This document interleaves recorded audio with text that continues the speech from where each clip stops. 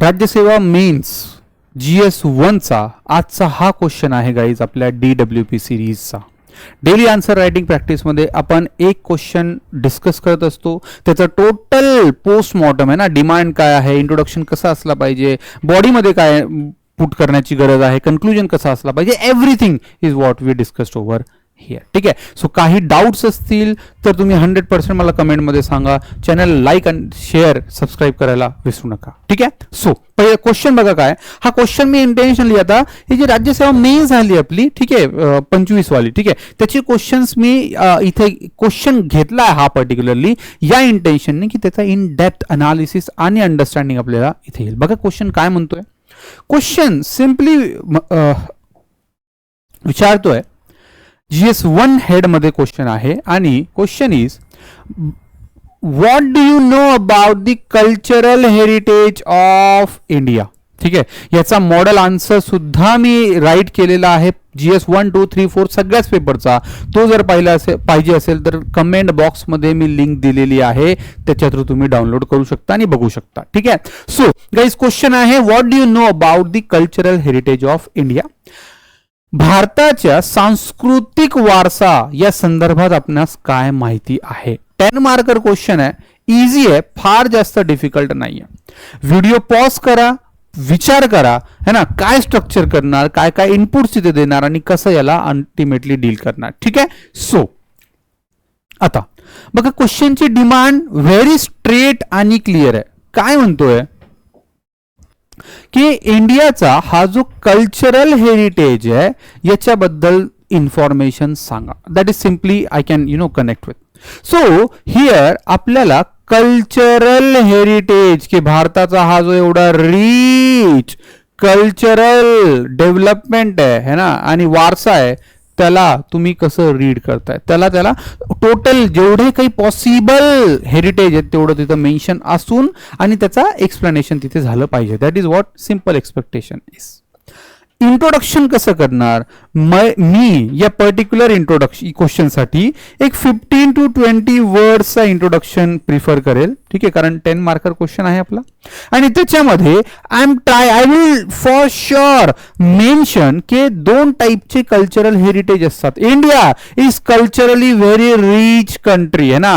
We have lot we have strong cultural heritage आणि this heritage are of 2 types, tangible, those you can touch and sense, and intangible, those we can plainly understand. ठीक आहे. So मग मी इथे काय करणार, इथे एखादा माझ्याकडे जर का कोट असेल, ठीक आहे, की जो म्हणतो इंडियाचा कल्चरल हेरिटेज किती रिच आहे त्याच्यावर आपण इथे कनेक्ट करू शकतो.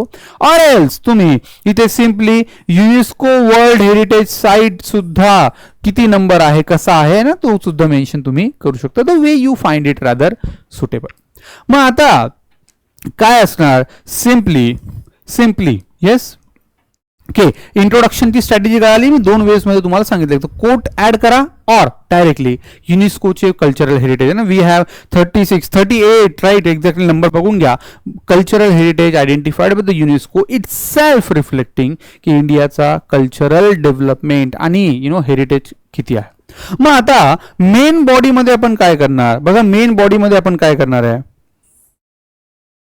मेन बॉडीमध्ये सिम्पली आता या कल्चरल हेरिटेज बद्दल सांगणार. ठीक आहे. कल्चरल हेरिटेज म्हणजे काय, मी पर्टिक्युलरली याला बॉडीमध्ये 2 पार्ट मध्ये डिवाइड करेल.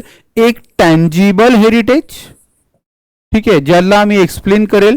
टँजिबल हेरिटेज लाईक मग आपल्याकडे अजंता एलोरा तो मेन्शन करा, ताजमहल आहे तो मेन्शन करा, बुद्धिस्ट कल्चर आहे त्याचा तुम्ही मेन्शन करू शकता. ठीक आहे. मौर्यान, ठीक आहे, त्याच्या टाइमला असेल तो जो आर्किटेक्चर आहे, आर्ट आणि आर्किटेक्चर, त्याच्यावर तुम्ही मेन्शन करू शकता. यू विल फाइंड की असा टँजिबल हेरिटेज सिम्पली की जो रिच डायव्हर्सिटी इंडिकेट करतोय. हा एकच फक्त रिपिटेटिव्ह नाही पाहिजे, तिथे डायव्हर्सिटी असणं मस्ट आहे. ठीक आहे. मी एक्झाम्पल भरपूर तुम्हाला इथे दिलेत, किंवा साऊथ इंडियाचा, एक नॉर्थ इंडियाचा, एक ऑइडॉम्स, ठीक आहे, की तो आसामचा असेल, नॉर्थ ईस्टचा, असा तुम्ही तिथे मेन्शन करू शकता. फाईन. ठीक आहे.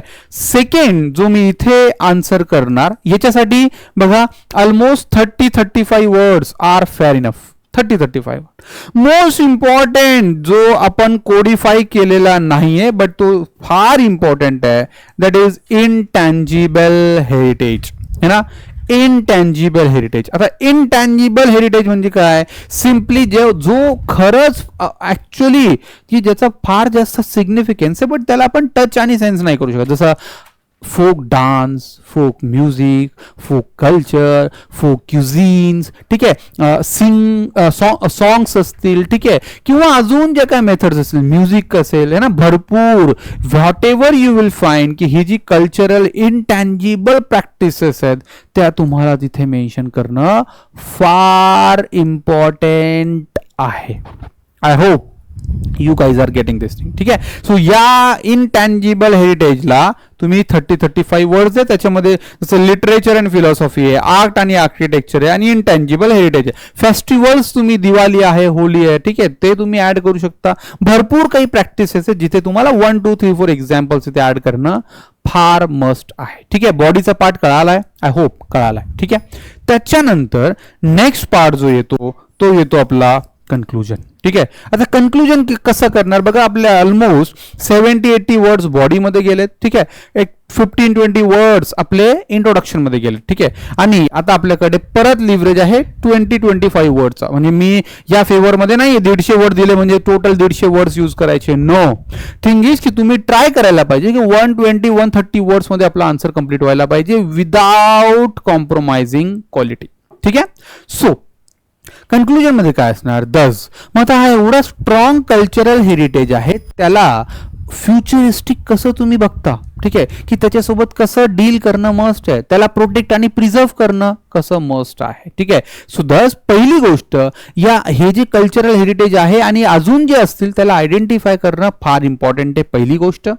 दुसरा पॉइंट आहे की त्याला प्रोटेक्ट आणि प्रिझर्व करणं सुद्धा इम्पॉर्टंट आहे. तिसरा एक पॉइंट जो तुम्ही ऍड करू शकता, सेल्फ प्राईड, की हा जो रिच कल्चरल हेरिटेज आहे आपला त्याच्याबद्दल आपल्या मनात प्राईड सुद्धा असणं फार गरजेचं आहे, है ना. सो मग अशा केसमध्ये आपण काय करणार की कन्क्लुजन मध्ये, दस India has a rich cultural heritage which further yet to be identified, and those identified need to preserve and protect, taking participation from all, है ना, global, local, all communities, and need to cherish with pride according to DPSP. ठीक आहे, की directive principle of state policy तुम्ही तिथे तो mention करू शकता. आर्टिकल स्पेसिफिक बघून घ्या, तिथे तुम्हाला कॉन्स्टिट्यूशन सुद्धा तुम्ही इथे ऍड करू शकता. परत सांगतोय, याचा